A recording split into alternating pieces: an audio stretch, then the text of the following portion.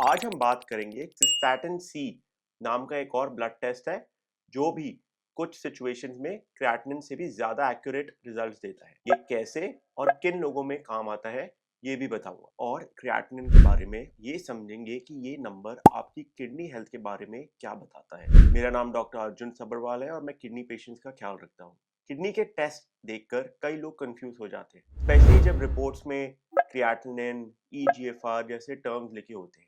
इस वीडियो में मैं आपको आसान शब्दों में समझाऊंगा क्रिएटिनिन क्या होता है, नॉर्मल लेवल कितना होना चाहिए, ये लेवल डाइट, मसल मास और एज के हिसाब से कैसे बदलता है, और एज के साथ किडनी फंक्शन के साथ क्या होता है। अंत में हम मेजर्ड जीएफआर की बात करेंगे जो किडनी फंक्शन मेजर करने का एक गोल्ड स्टैंडर्ड टेस्ट है, लेकिन रूटीन में यूज नहीं होता। हम जानेंगे कि क्यों नहीं यूज करते रूटीन में। चलिए शुरू करते हैं। सबसे पहले क्रिएटिनिन होता क्या है। क्रिएटिनिन एक केमिकल वेस्ट प्रोडक्ट है जो हमारी बॉडी के मसल से प्रोड्यूस होता है। ये क्रिएटिनिन फिर ब्लड स्ट्रीम में आता है और किडनीज इसको फिल्टर करके यूरिन के थ्रू बाहर निकाल देती है। अब नॉर्मल क्रिएटिनिन लेवल कितना होना चाहिए, ये थोड़ा पर्सन टू पर्सन डिपेंड करता है, पर जनरली एक हेल्दी अडल्ट के ब्लड क्रिएटिनिन की एक रेंज होती है। मेल्स में क्रिएटिनिन का नॉर्मल रिजल्ट लगभग 0.7 से 1.3 मिलीग्राम्स पर डीएल होता है, और फीमेल्स में थोड़ा कम 0.6 टू 1.1 मिलीग्राम्स पर डीएल होता है। आप देख सकते हैं कि मेल्स का रेंज थोड़ा हायर है क्योंकि ऑन एवरेज मेल्स का मसल मास ज्यादा होता है, तो उनकी बॉडी ज्यादा क्रिएटिनिन प्रोड्यूस करती है। इसलिए हमेशा अपने डॉक्टर से डिस्कस करें अपना रिजल्ट, क्योंकि एक रिजल्ट जो नॉर्मल किसी के लिए हो दूसरे के लिए हाई या लो हो सकता है। मैं आपसे पूछना चाहता हूं कि क्या आपका क्रिएटिनिन कभी हाई आया था या ईजीएफआर रिपोर्ट में आपको कंफ्यूजन हुई हो, तो कमेंट में जरूर लिखिए। मुझे आपके एक्सपीरियंसेस सुनना अच्छा लगता है। बहुत सारे फैक्टर्स हैं जो क्रिएटिनिन को इफेक्ट करते हैं। पहले फैक्टर की बात करते हैं मसल मास। जितना ज्यादा मसल उतना ज्यादा क्रिएटिनिन प्रोडक्शन। एक बॉडी बिल्डर या जिम एंथुसियास्ट का क्रिएटिनिन नॉर्मली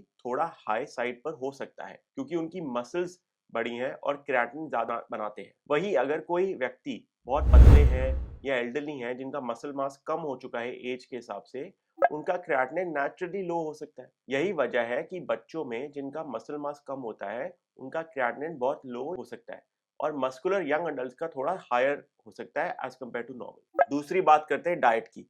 आपके डाइट का भी थोड़ा असर पड़ता है। हाई प्रोटीन डाइट, स्पेशली बहुत ज्यादा रेड मीट कंज्यूम करने से क्रिएटिनिन लेवल टेम्पररी एलिवेट हो जाते हैं। अगर आप प्रोटीन सप्लीमेंट्स ले रहे हैं, जैसे जिम में क्रिएटिनिन सप्लीमेंट्स ले रहे हैं या एक्स्ट्रा प्रोटीन ले रहे हैं, तो ब्लड क्रिएटिनिन थोड़ा बढ़ सकता है। इसका ये मतलब नहीं है कि आपकी किडनीज खराब है, बस एक्स्ट्रा क्रिएटिनिन कन्वर्ट होकर क्रिएटिनिन बन रहा है।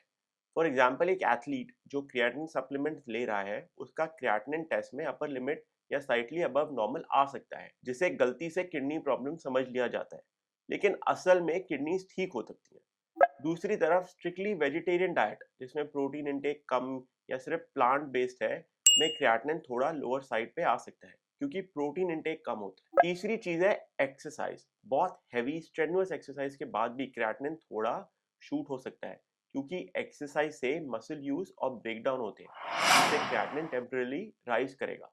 सिमिलरली अगर कोई इंजरी या मसल डैमेज कंडीशन हो तो क्रिएटिनिन काफी बढ़ सकता है। अगली चीज की मैं बात करना चाहता हूँ एज। उम्र का भी खेल है। जैसे जैसे आप एज करते हैं, स्पेशली आफ्टर 40 इयर्स, मसल का साइज और मास नेचुरल तरीके से कम होता है। ये माना जाता है और रिसर्च ने दिखाया है कि 40 के बाद आपका किडनी फंक्शन एक पॉइंट से कम होता है हर साल। एक 60 टू 70 साल की बुजुर्ग व्यक्ति का मसल कंटेंट 30 साल के नौजवान से कम होगा, तो उनका क्रिएटिनिन भी नेचुरली थोड़ा कम हो सकता है। इसका मतलब ये हुआ कि सिर्फ लो क्रिएटिनिन देखकर ही अज्यूम मत करो कि किडनी सुपर हेल्दी है।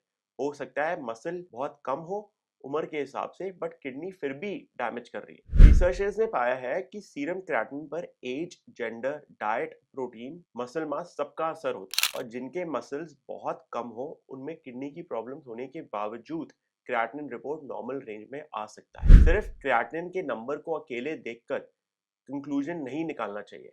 हमेशा पेशेंट की बॉडी टाइप, डाइट और कंडीशन को ध्यान में रखकर इस रिजल्ट को इंटरप्रेट करना चाहिए। अब अगले टेस्ट की बात करते हैं। आपने रिपोर्ट्स में देखा होगा क्रिएटिनिन के साथ साथ एक और वैल्यू दी जाती है, ईजीएफआर, यानी estimated glomerular filtration rate.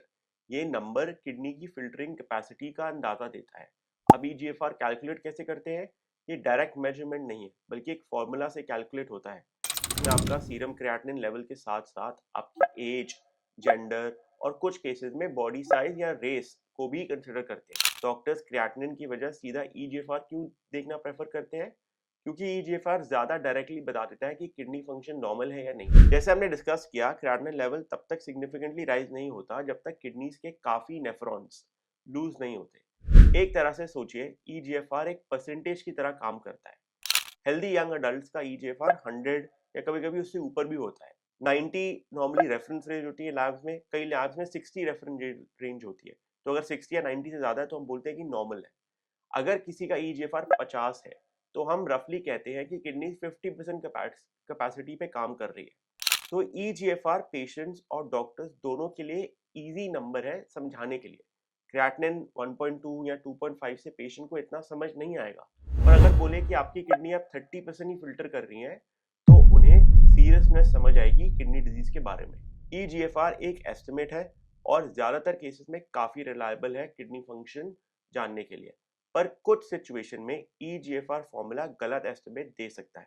For example, अगर आप पेशेंट 18 साल से कम उम्र का हो, जैसे बच्चों में, प्रेग्नेंट वुमन में, बहुत ज़्यादा ओवरवेट है या एक्सट्रीमली ओबीस है, या फिर बहुत ही ज़्यादा मस्कुलर है, बॉडी बिल्डर टाइप है, जिम रोज जा रहे हैं या फिर कंपटीशन करते हैं बॉडी बिल्डिंग की, तो क्रिएटिनिन बेस्ड ईजीएफआर एक्यूरेट नहीं होता। अब हम उन स्पेशल टेस्ट की बात करेंगे जो ईजीएफआर को डिफाइन करने के लिए यूज किए जाते हैं। एक टेस्ट है सिस्टैटिन सी और दूसरा है मेजर्ड ईजीएफआर। सिस्टैटिन सी का क्या मतलब है?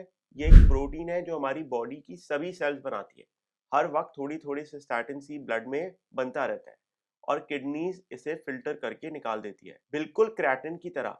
फर्क यही है कि सिस्टैटिन सी प्रोडक्शन मसल मास या डाइट से उतना इफेक्ट नहीं होता जितना क्रिएटिनिन होता है।